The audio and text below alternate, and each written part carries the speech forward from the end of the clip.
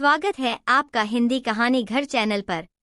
आदित्य और प्रियंका का रिश्ता अब पूरी तरह से गुप्त हो चुका था। दोनों की जिंदगी में एक नई शुरुआत थी, जो सिर्फ उन दोनों के बीच थी। उनका प्यार अब पूरे घर से छुपा हुआ था और ये और भी रोमांचक बन चुका था। फिर एक दिन घर में एक फंक्शन हुआ। प्रियंका के पिता का जन्मदिन था। पूरे घर में हलचल थी। प्रियंका का दिल आदित्य के बारे में सोच रहा था।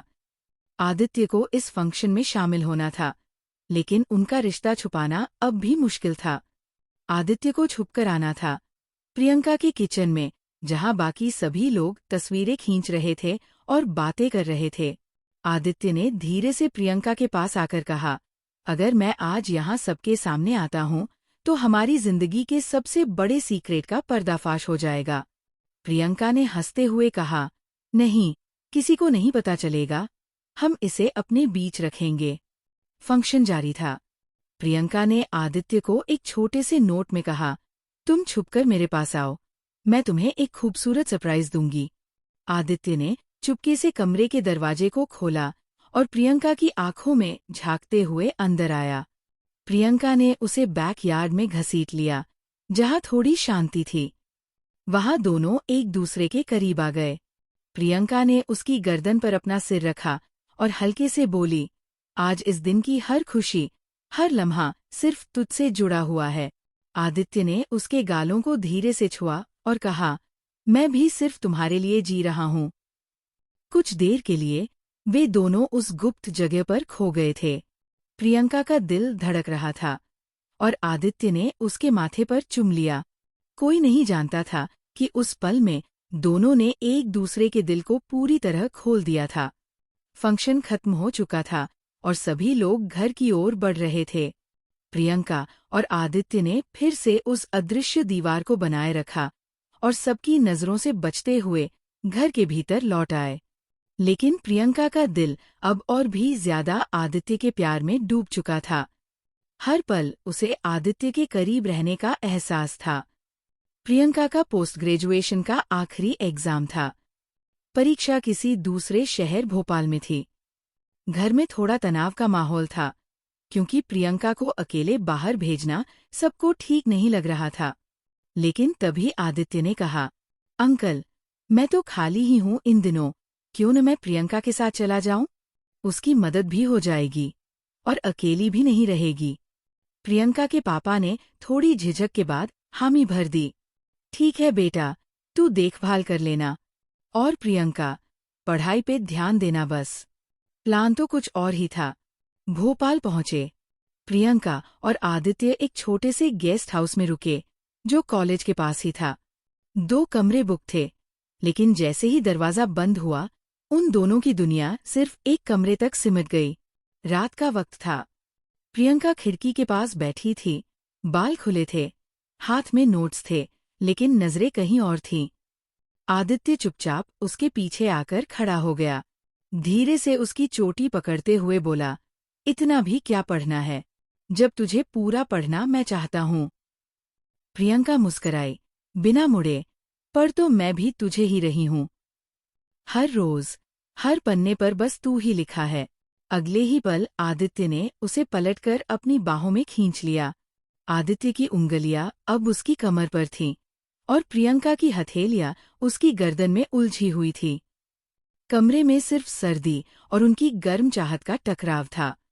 प्रियंका की आवाज धीमी और गहरी थी, तू न होता तो शायद ये इम्तिहान कभी पास न कर पाती।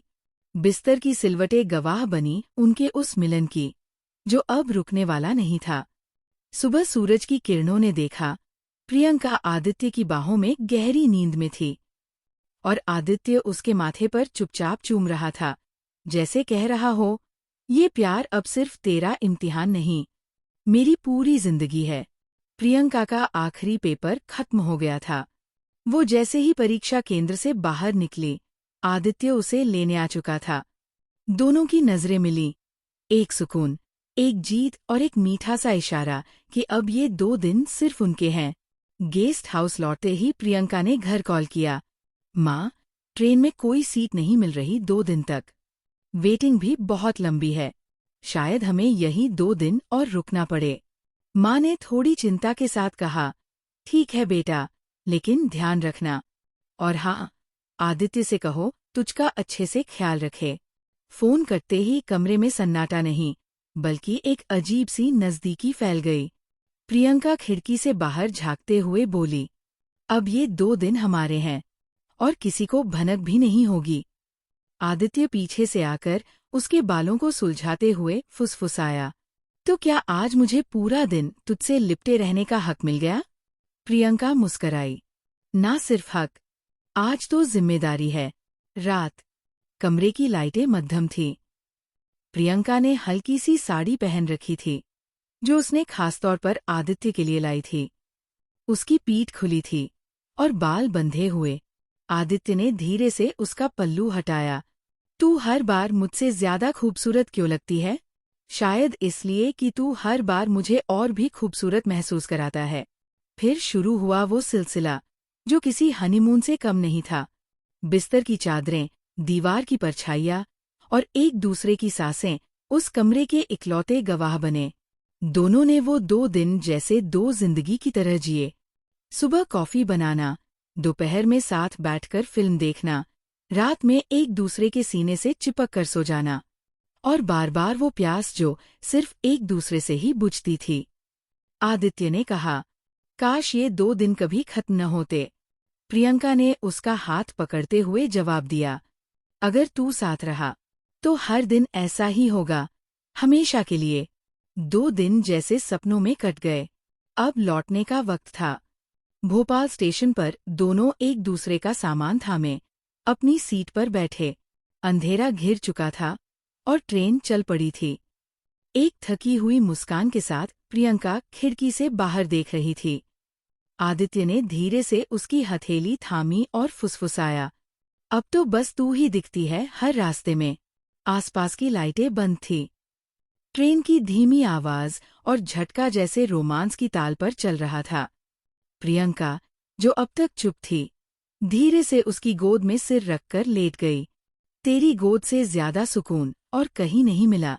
आदित्य ने झुककर उसके माथे को चूमा, फिर होंठ धीरे धीरे उसकी गर्दन की ओर सरकने लगे।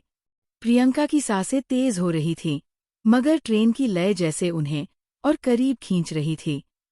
धीरे धीरे वो दोनों चादर के नीचे समा गए। उसके बाल खुल गए थे। आदित्य की उंगलियां उसकी पीठ पर घूम रही थी। प्रियंका की आवाज में कंपकंपी थी, कोई देख लेगा।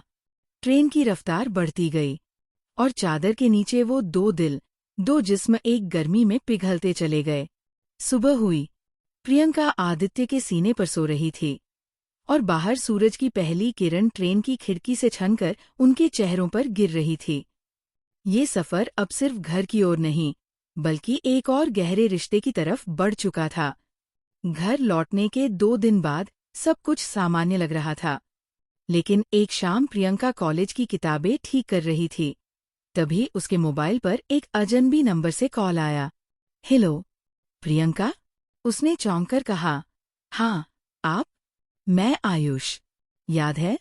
स्कूल में हम साथ पढ़ते थे। अभी अभी शहर लौटा हूँ।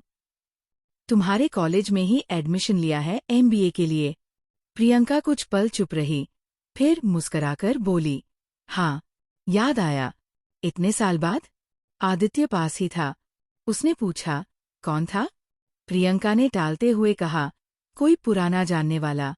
प्रियंका चुप रही, और यही खामोशी में भूचाल की आहट थी। अगले भाग के लिए जुड़े रहें चैनल के साथ। चैनल पर नए हैं तो सब्सक्राइब करें और कमेंट करके बताएं कहानी कैसी लगी।